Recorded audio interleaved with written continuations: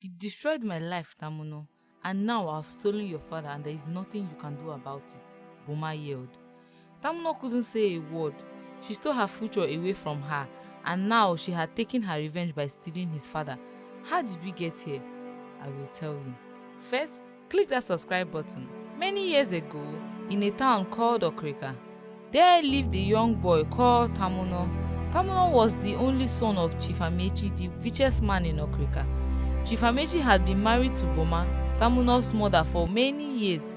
Even though Chief Amechi was very wealthy, with houses, lands and companies scattered everywhere, he loved only one woman, Boma, his wife. Their marriage was a love story that many people envied. Chief Amechi and Boma shared a deep love, but there was one thing missing from their lives: a child. For over 15 years of marriage, Boma had never gotten pregnant. This made her very sad. Chief Amechi, however, didn't seem to mind. He loved Boma deeply and assured her every day that she was enough for him. He had never thought of cheating on her, and she was all he wanted. But Boma was unhappy. She felt incomplete without a child. She couldn't enjoy the love she shared with her husband because she longed to be a mother. She wanted to give Chief Amechi a child who would carry on his name and inherit everything he had worked for. After 20 years of marriage, Boma finally got pregnant. Boma and Chief Amechi were very overjoyed. At last, I will no longer be called barren, Boma thought. However, Boma had complications during childbirth due to her age, and sadly, she did not survive. She passed away a few days after giving birth to Tamuno. Chief Amechi was devastated. He cried for many months, wishing Boma had listened to him and stopped searching for a child. He found some comfort in the fact that she had left him a piece of herself, Tamuno. Tamuno was very beautiful and looked exactly like his late mother, Boma. His resemblance brought Chief Amechi some comfort and joy, as it made him feel that Boma was still with him. Chief Amechi loved Tamuno very much and could never say no to him. Each time he looked at Tamuno, he saw Boma's face and he couldn't refuse anything from him. At 16 years old, Tamuno already had 2 cars, wore only designer's clothes, and had more money in his bank account than he could ever spend. This gained him many friends and earned him the nickname Young Money. However, Tamuno had become very irresponsible and lazy. He threw parties in his father's mansion every other week and brought girls of all types in the house. He spent money as if it grew on trees. Despite all this, Chief Amechi never saw anything wrong with Tamuno's behavior and never scolded him. He was blinded by the memory of his beloved wife, Boma. Tamuno did poorly in school because he never studied. He skipped classes often. Even though Tamuno failed every school year, Chief Amechi would make a large donation to the school and they would promote Tamuno to the next class. When it was time for Tamuno to take his final exams, Chief Amechi paid someone to write them for him. Tamuno passed with flying colors. When it was time for Tamuno to go to the university, his father secured admission for him using his influence and money. Tamuno resumed university life as a big shot. He spent money extravagantly and threw parties every week, gaining even more friends. However, this carefree lifestyle started to catch up with Tamuno. One day, during a wild party, a fight broke out and the police were called. Tamuno was arrested and the news spread quickly. Chief Amechi, who had always protected Tamuno, had to pay off the police officers and they released him. Tamuno rarely attended lectures but always passed his exams by bribing lecturers, a trick he learned from his father. He had several girlfriends because he had plenty of money. In his 3rd year at the university, while driving to school one day, he ran into Boma, a very big, pretty young girl. She bore the same name as his late mother and had resembled her as well. He was immediately drawn to her. Boma came from a poor family and struggled to send herself to school. She was their only hope out of poverty, and because of this, she took her studies seriously to make them proud. She was very brilliant and comfortably maintained a first-class standing. Tamuno was very drawn to her, so one day he stopped his car and tried to speak to her. "Hey beautiful, can I know your name?" he asked. Boma was focused and wanted no distractions. Her goal was to graduate with a first-class degree, get a job and lift her parents out of poverty. Tamuno was shocked and impressed by her snub, which made him like her even more. Determined, he decided to find out who she was and date her at all costs. After discovering her name and department, Tamuno began waiting outside her lecture every day. Boma would see him but ignored him as if he wasn't there. However, Tamuno was persistent and showed up daily. Tired of his persistence, Boma decided to speak to him. "Hi Tamuno, are you sure you're a student here?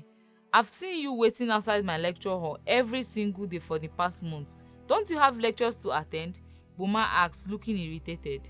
Tamuno smiled and replied, "I am ready to forfeit my admission for you. I will wait here forever if that's what it takes for you to speak to me. Since the first day I saw you, I couldn't take my eyes off you. When I found out your name was Boma, which is my late mother's name, I understood why I was drawn to you." Boma and Tamuno talked further, and soon she began to laugh and joke with him, finding him very funny. Tamuno spoiled Boma silly, taking her shopping, changing her wardrobe, and showering her with gifts daily. She quickly became the envy of the girls in the department. Boma fell head over heels in love with Tamuno.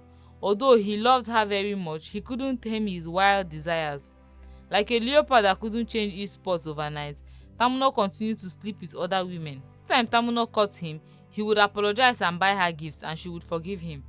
Tamuno couldn't let Boma go. Something about her kept him glued to her, yet he couldn't stop hurting her. Boma, on the other hand, couldn't leave Tamuno. He was her first in everything, the first man she had ever dated, kissed, and even had sex with. Over time, her grades began to suffer. She has been on track for a first-class degree before meeting Tamuno in her third year. Now in her fourth year, her grades were falling because she no longer attended lectures. Instead, she followed Tamuno to night parties every day to keep him from ending up in the bed of another woman. Boma was determined to protect her relationship with Tamuno at all costs, and her grades suffered dearly for it. In just 1 year of dating Tamuno, she had gotten pregnant 6 times and had undergone 6 abortions. Tamuno would always accompany her to the hospital, comforting her and assuring her that he would marry her one day and they could have as many children as they wanted. One day, as Tamuno and Boma took a stroll, Boma reached out to him and said, "Tamuno, I've had so many abortions for you and my grades are suffering. I used to be a first-class student before we started dating. Now I'm struggling to maintain a second-class lower. My chances of getting a good job have reduced, and I am the only hope for my family. They depend on me to leave them out of poverty, and I'm here failing woefully," she said, looking very sad. "Boma, why do you worry so much? You know I love you very much and we are going to get married. Besides, you will never need to work a day in your life. My father is very wealthy and you will have enough to take care of your entire family, even your whole village, when we get married. Moreover, we are in our final year and I think it's time for us to take things further. I want you to come home with me to meet my father so I can introduce you properly as my wife-to-be. Then we can start planning our wedding as soon as our exams are over," Tamuno said. "Are you serious? Wow, babe, this is the best thing I've heard today. When can we go?" Boma said, looking relieved and excited. Tamuno and Boma went to see Chief Amechi, Tamuno's father, in his mansion in Okrika. Chief Amechi was very excited to see his son and welcomed him warmly. Tamuno introduced Boma to his father as his wife-to-be. "Father, this is the lady I want to marry. Her name is Boma," Tamuno said. Chief Amechi was very happy and welcomed her warmly. About an hour later, Boma was sitting on a chair relaxing when Chief Amechi approached her and held her tightly and said, "Boma, where have you been for the past 24 years? I have searched for you everywhere. You look so young and beautiful," Chief Amechi said. Boma looked shocked, not knowing what to say.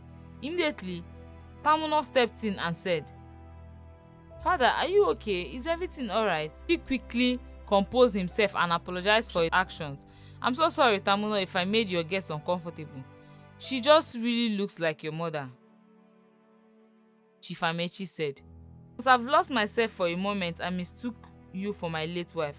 I'm sorry," Chief Amechi apologized to Boma again. "It's no problem at all, sir. I hope you get well soon," Boma said.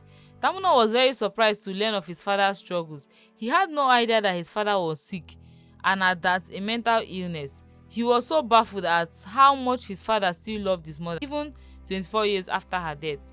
They decided to spend a few more days with Chief Amechi, Tamuno's father.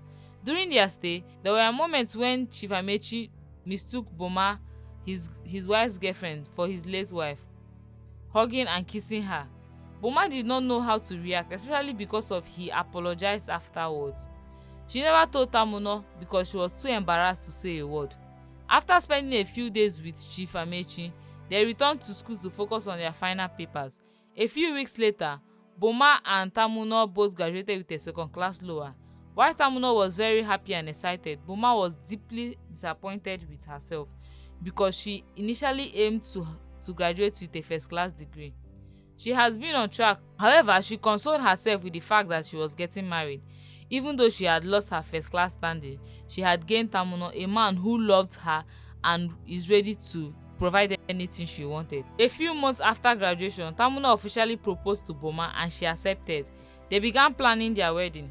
Boma was so overjoyed, shopping for new clothes, buying things for herself and also for her family. The church where they planned to marry required them to undergo several tests to ensure that they were compatible, which they did.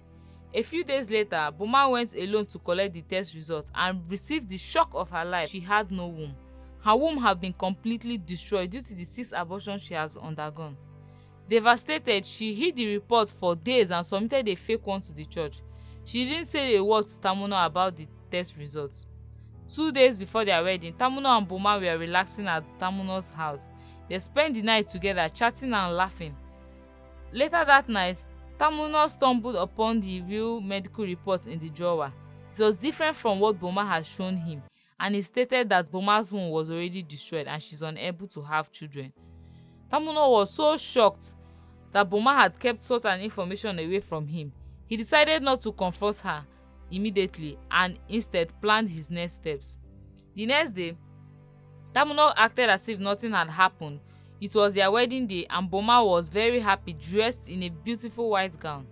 She arrived at the church expecting to see Tamuno, but he was shocked when he did not show up. She was crying and was so devastated. Crying, she called Tamuno several times, but his line was switched off. Tamuno had left her at the altar. As Boma stood there weeping, Emeka, Tamuno's best friend, walked into the church and told everyone that Tamuno had sent him. He brought out a letter and read it out loud. The letter says, "I am sorry, Boma, but I cannot go on with this wedding.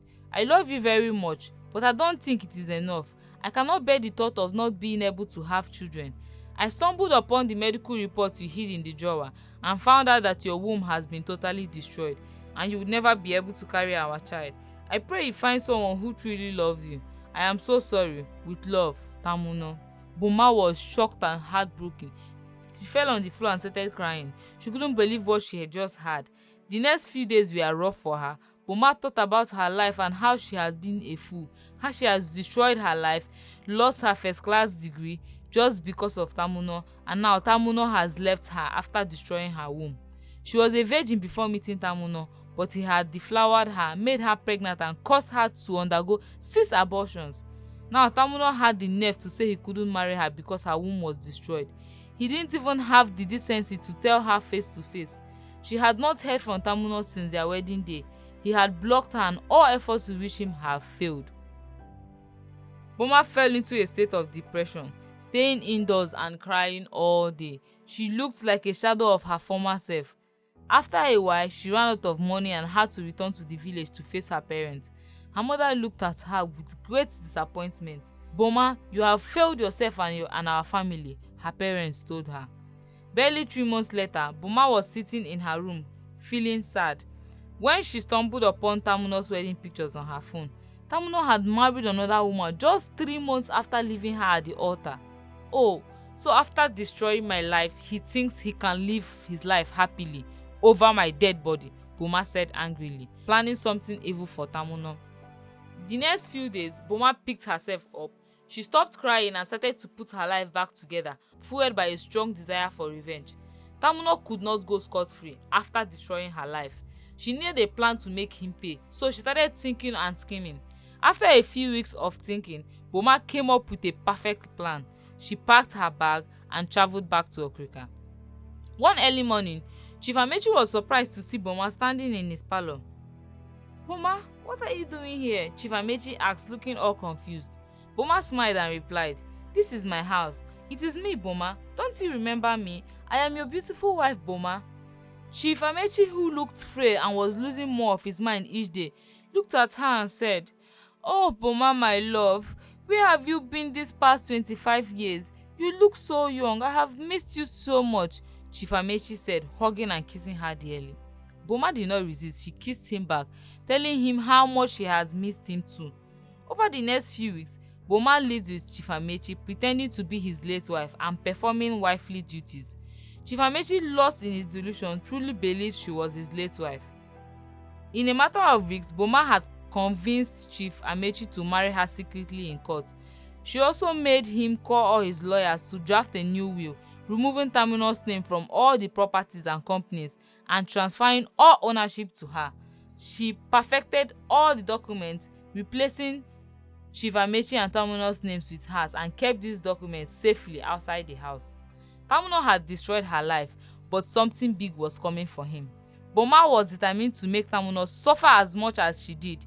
Meanwhile, Tamuno had moved to Lagos with his new wife and was unaware of what Boma had been doing to his father.